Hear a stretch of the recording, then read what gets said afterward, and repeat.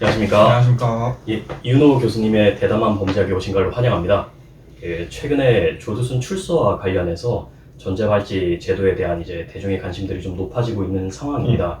이게 과연 조두순의 재범을 억제할 수 있는지 없는지에 대한 의문이 우리를 물고 이어지고 있는 상황에서 또 최근에는 보니까 전자발찌를 이렇게 조금 절단하려고 했다가 실패했던 사례들도 등장하고 있고 약간의 문제점들이 지적이 되고 있는 상황인데 이 부분에 대한 효과성과 또 문제점 그리고 개선 방안을 이윤호 교수님을 모시고 한번 논의해보는 시간을 가지도록 하겠습니다. 그럼 교수님께서 보시기에 전자발찌 제도의 기여와 또 문제점은 어떤 것들이 있는지 한번 말씀해 주시면 감사하겠습니다. 전자발찌라는 것이 우리 형사사법제도에서 사실 기여한 부분도 없잖아 있고 예. 또 그런 또 아쉬운 부분도 적지 않죠.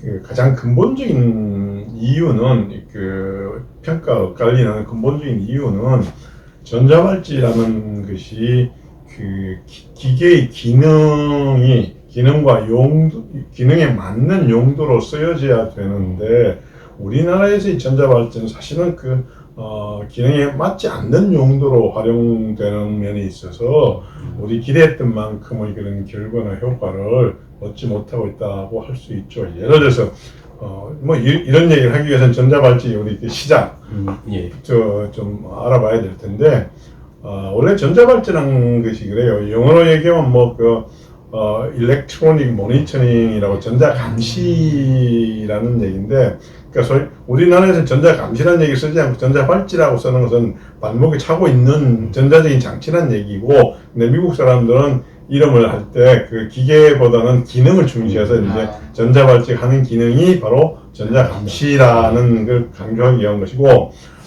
그러면 미국에서 처음 시작할 때 이 전자감시는 어떤 용도로 쓰였는가 하면 사실은 미국에도 교정의 시설이 굉장히 오버크라우딩, 소위 말해서 과밀 수용이라는 문제를 늘 겪고 있죠.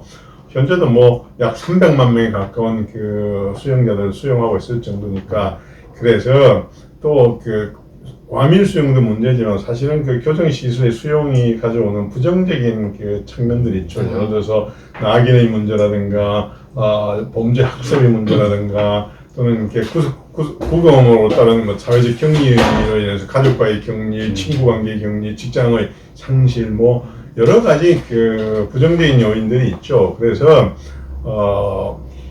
과밀 수용도 해소하고 수용에 따른 부정적 영향도 해소하면서 동시에 미결 수용자들이 재판에 제대로 참석하면서 도주의 우려도 없고 증거인멸도 하지 못하게 할 수 있는 방안은 없을까? 그래서 고안해낸 것이 바로 소위 말해서 House Arrest with Electronic Monitoring이라고 영어로 표현을 이름하면 우리말로 바꾸면 이제 전자감시를 조건으로 하는 가택 구금이죠. 그러니까 교도소에 구금시키면 지금처럼 그런 부정적 영향도 있고 또 과밀 수용 문제도 있으니까 수용하지 않고도 도주하지 않고 증거인멸하지 않고 재판에 제 시간 출석하게 하는 방법이 없을까? 그게 바로 구치소 대신에 당신은 당신의 집에 구속시킨다.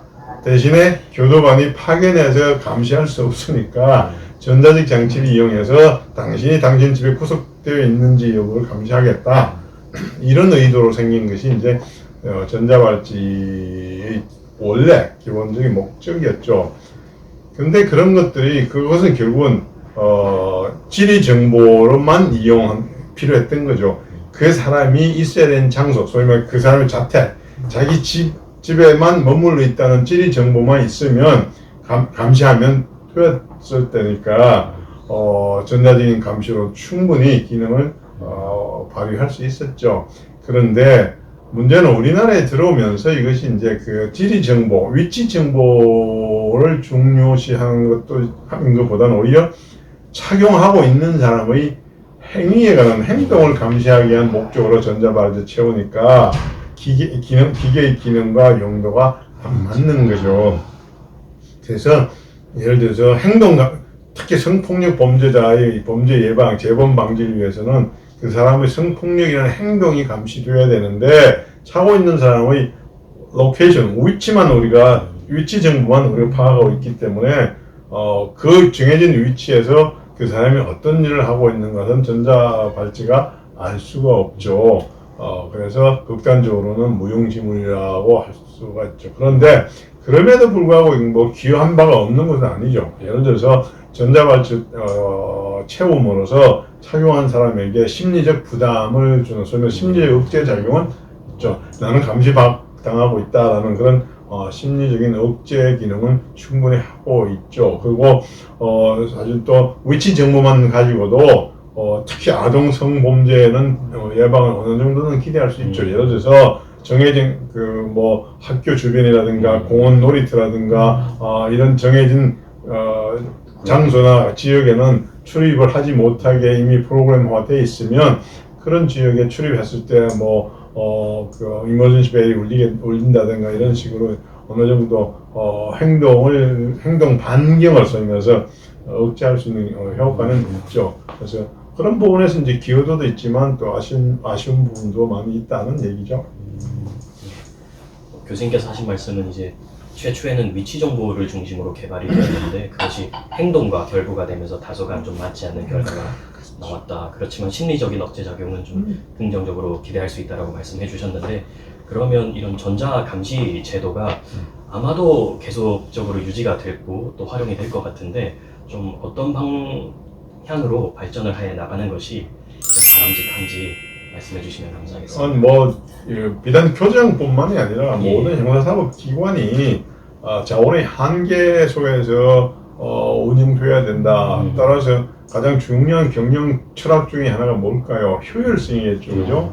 과거의 형사 정책은 사실은 그 경제 논리로만 논할 수 없다는 것이 우세한 주장이었고, 그래서 효율적이라기보다는 효과성을 더 중시한 그런 평가였다면 이제는 형사사법제도도 어떤 자원의 한계에서 자유로울 수 없죠. 그래서 효과성은 당연히 있어야 되지만 효과가 있으면서 효율적이어야 된다. 효율성까지 이제 구비해야 되는 것이 가장 좋은 형사 정책이죠. 그런 면에서 보면 이제 교정도 경찰도 마찬가지로 교정도 사실은 이제는 예전에 어떤 인력 치안이었다면 휴먼 폴리싱 인간 중심의 사람 중심이 사람이 주로 일을 하는 그런 인력 치안이었다면 앞으로는 이제 과학 치안, 기계 치안에 의존하는 부분이 더 많아질 것이듯이 우리 교정도 사실은 시설 내에서도 이제 외곽 경비를 로봇이 한다든가 또는 AI가 재소자 분류 심사를 한다든가 하는 것처럼 과학 기술의 어떤 도움을 많이 필요로 하고 있고 실제로 지금도 그렇게 되고 있지만 출소 후의 팔로우업이라는 소위 말해서 출소자 관리라든가 사후 관리라든가 이런 면에 있어서는 특히 보호 관찰관에 제한된 인력으로는 턱없이 부족하니까 그 부분을 이제 보완해 줄 수 있는 것이 바로 기계이고 기술이지 않을까. 그 중에 하나 대표적인 것이 이제 우리 전자발찌라는 것이죠. 그러면 전자발찌는 앞으로도 그 용도가 충분히 있고 또 기여할 부분이 많죠. 그러려면 사실 아까 얘기했지만 기계의 기능과 그 기계가 용도에 맞게 쓰여질 수 있는 기능과 용도가 좀 맞춰질 필요가 있다는 것이죠. 실제로 그래서 보호관찰 기능에서 우리가 전자발찌 쓴다면 좀 더 스마트한 전자발찌가 돼서 사실은 위치 정보, 지리 정보, 위치 정보만으로도 충분히 보호 관찰, 소위 말해서 감시와 관찰이 가능한 경우에 활용한다는 거 하고 오히려 성범죄자 중심의 어떤 전자발찌보다는 사실은 위치 정보가 중요한 그런 범죄자의 그 감시, 사후 감시를 위해서 용도를 조금 바꾸는 것은 어떨까라는 그런 생각들을 하죠.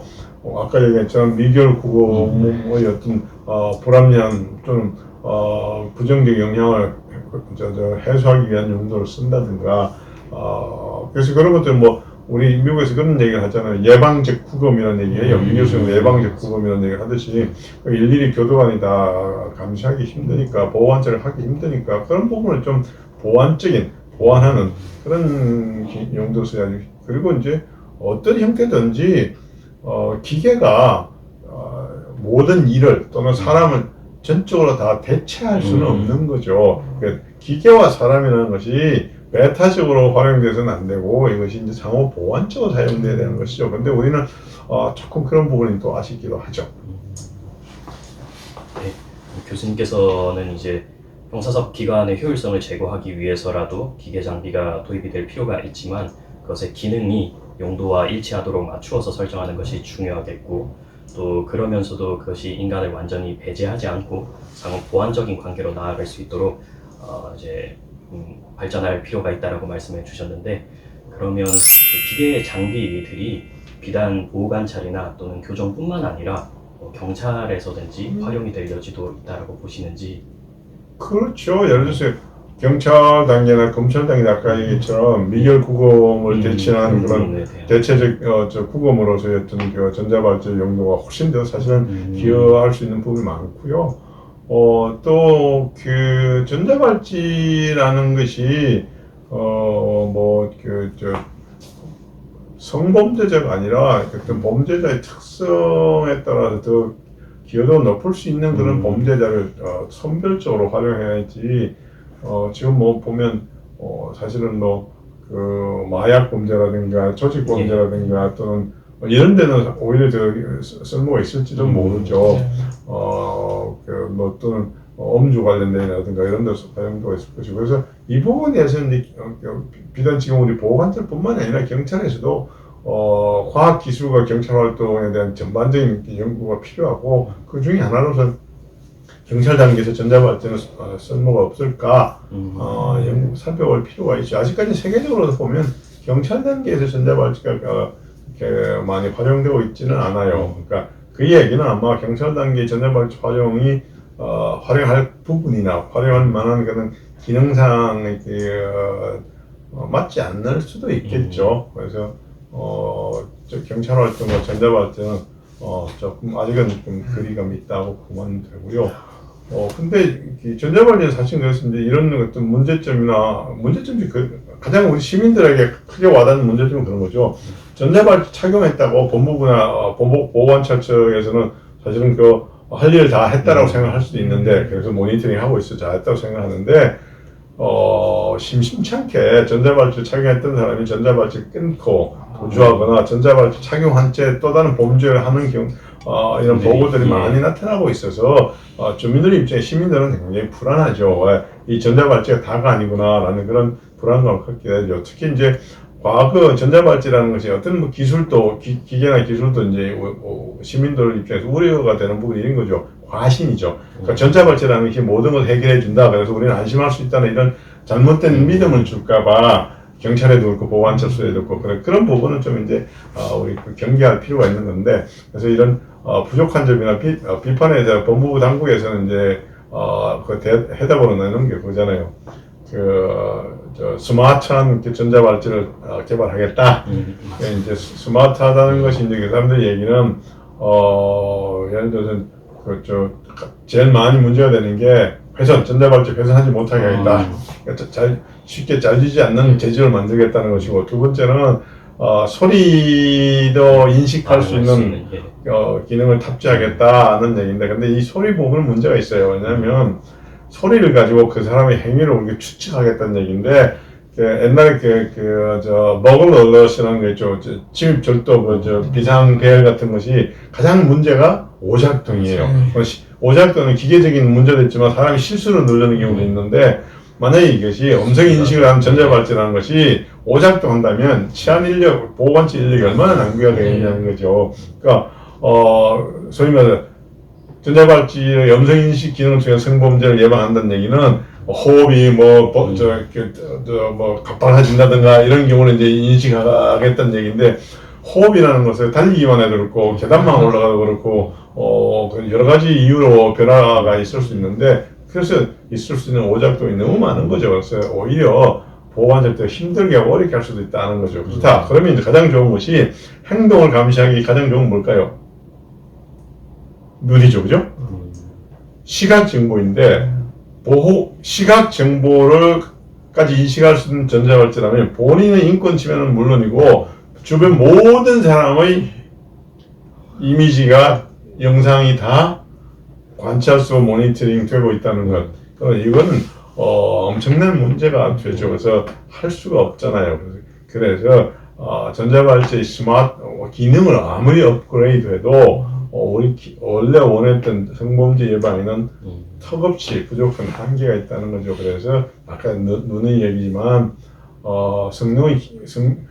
계속해서 성범죄자 재범반을 쓴다면 성능을 계속할 필요는 있겠죠. 그러나 궁극적인 해답은 되지 못한다는 얘기를 하는 거죠. 그래서 이제 앞으로는 늘 얘기지만 또 하나는 이제 기능이 아무리 좋아져도 사실은 보호관찰이라는 전국에 특히 모니터링 요원들은 전자발찌 담당 직원들이 얼마나 되겠어요? 몇 명이 되겠어요?